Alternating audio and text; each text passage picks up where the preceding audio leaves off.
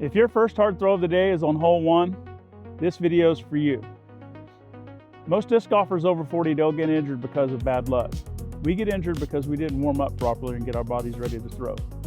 In the next 5 minutes, I'm going to show you my quick routine that I do to prep my body to throw around. As we get older, disc golf is just harder on our bodies.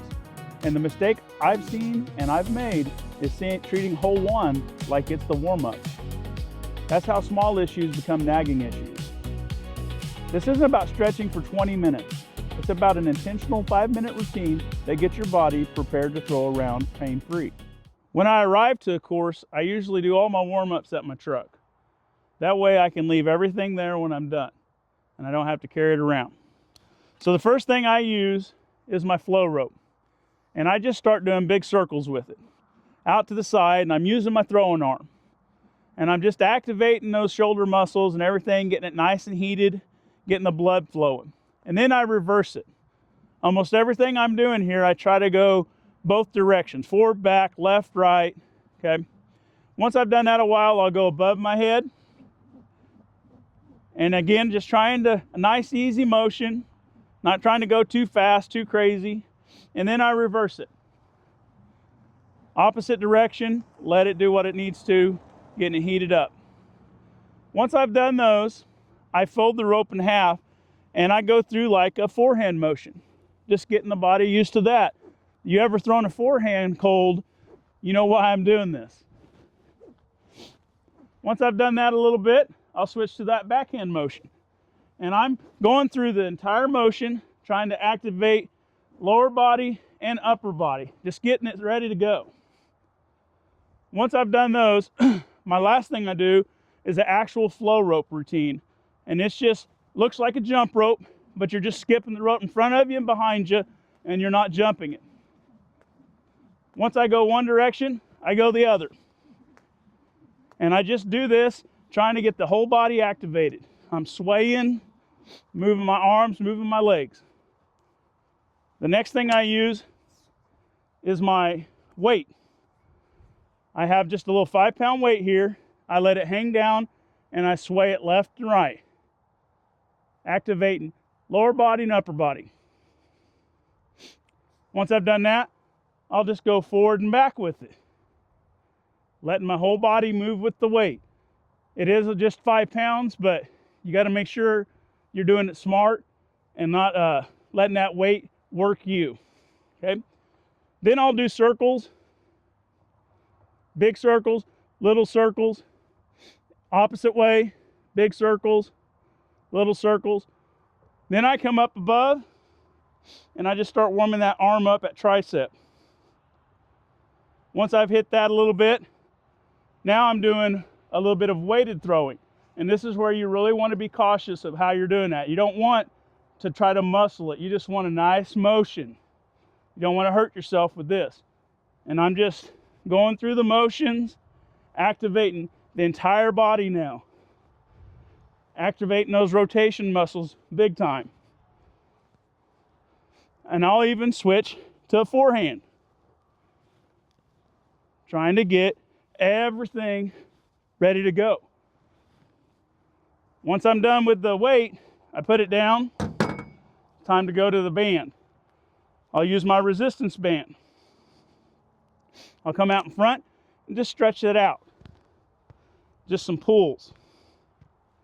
Once I have those, I'll go above my head. And then I'll go behind my back, do a little bit of pressing. And then sometimes I'll put it behind my back and I'll do some triceps if I'm really feeling like they're kind of tight and sore. And I also like to use the hitch on my truck, and I'll do some rotations here.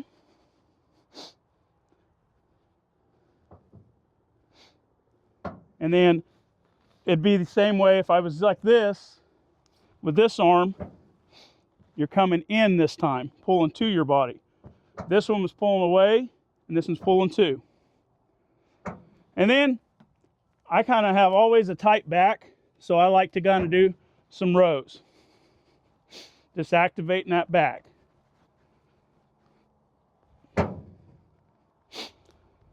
And then the last thing I use is my net. Now, not everybody has a net, and not everybody may need a net, but I sure like it because a few years ago, I injured my knee and I needed to limit how much time I spent on the course before a tournament. That extra mileage on my knee did not pay off. So I got the net, started warming up in it, and it really helps you out.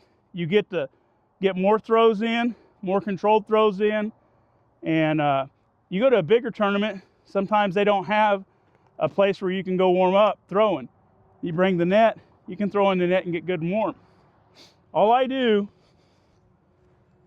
I have my net set up, and I just do a nice backhand. And I'm not trying to throw for power, I'm just trying to get good and warm, and I'll do several times through. I'll bring all my disc, throw through. I don't care if it's the fairway, this distance, mid-range, I'm throwing them, just getting warm. Then I'll throw in some forehands. And that's the same thing, I'm just working on the motion, and I'm not trying to get a lot of power. Once I'm on here, the max power I usually go is about 80%. You don't need to really get up here and firing. Once I'm done with all of these, then I think typically I'll go and throw a couple holes before I play, just so I can see the disc actually fly and make sure that I'm throwing correctly. As someone over 40, this routine can make a big difference in how your round goes and how you feel afterwards. Try my 5-minute routine out and let me know what you think of it in the comments. Also, add your favorite routine or warm-up that you do. I would like to see those. Subscribe and like, and watch the next video in the series. Remember, throw smarter, throw longer. Oh, hey. Toby Rector. Hey, while I'm still looking, hit that subscribe and like button. I'd really appreciate it. Remember, throw smarter, throw longer. That's a really good throw for Toby. Huh. That should take him a little bit to reach that.